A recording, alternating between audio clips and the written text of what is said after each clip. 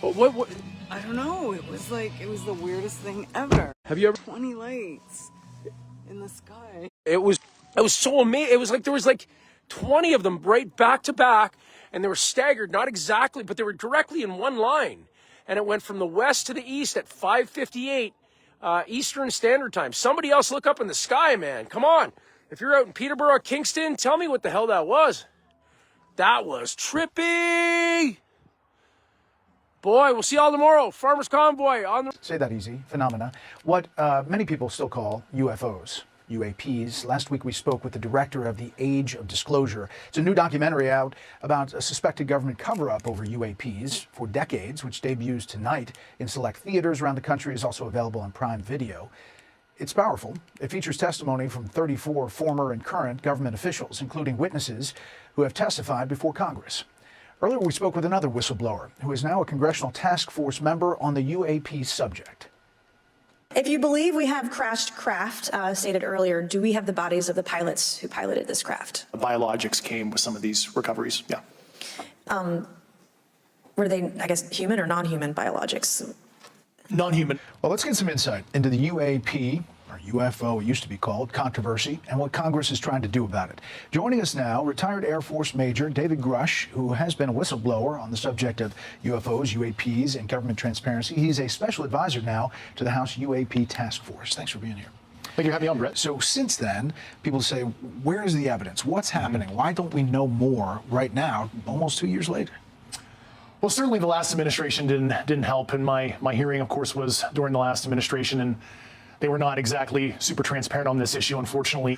But now that the task force has been created, I've been able to, guide the members within the boundaries of what they're actually cleared for. When people look at this, they look online, they say, there's a lot out there. There's a lot of people talking about encounters. There's a lot of people talking about videos, and we've seen a lot of that.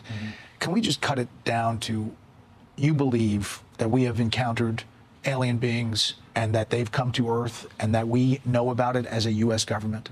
That seems to be the case. I don't like to characterize necessarily where they came from. They're definitely some kind of non-human sentience, but it is true, believe it or not, we've recovered the vehicles and we actually have physical proof. And I was actually partially cleared into some of those activities. It was beyond oral testimony provided to me. I actually had partial access to the data and actually read the intelligence reports resulting from those programs. Like with your own eyes, you saw it? Yes. And so when people say this is kooky, this is out there, there's nothing to back it up. I don't speak for other parts of the government, but I can tell you NASA, which I speak for, is open and transparent with our data. Do you believe what Mr. David Grush said, or is he lying? Whatever he said, where's the evidence? What do you say? Certainly members of this current administration are very, very well aware of this reality. Certainly the current president is very knowledgeable on this subject, and I trust his leadership on it. And I think he's assembled an A-team cabinet, and I really believe if Trump wants to be the greatest president and the most consequential leader likely in world history, he certainly has the knowledge, the capabilities, and understanding of some of these sensitive government transparency issues. I have access, and I speak to people about it. I've had actually meetings on it. People that are very smart and very solid have said they believe there is something out there. And, it makes sense that there could be. I've never been convinced, even despite that. I just, for some reason, it's not my thing. So you think, one, he knows, and two, he's open to transparency on UAPs? He certainly is very well informed on this issue. Leave it at that. I don't want to get ahead of what the president might want to reveal personally. There's been a role to cover this up, you're saying, through administrations. And there have been people who have been threatened and told not to testify? I was physically threatened even before I sent in my Intelligence Community Inspector General report under the previous administration. I actually had to go and seek legal protection that way because I was, literally in fear both professionally and in my personal life. And when you mentioned in that testimony of recovering the pilots or remains non-human, that's something that you saw as far as the intelligence with your eyes? Yes.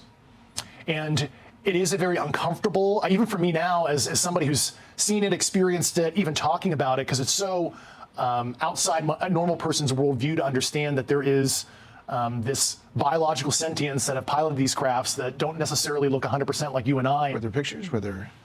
There were. Yes, there were. When I said from another planet or from outer space, you said we don't know where they're from. Is it interdimensional? What are we talking about? I've talked to a lot of occult graybeards on the program. That is a subject of hot debate on origin.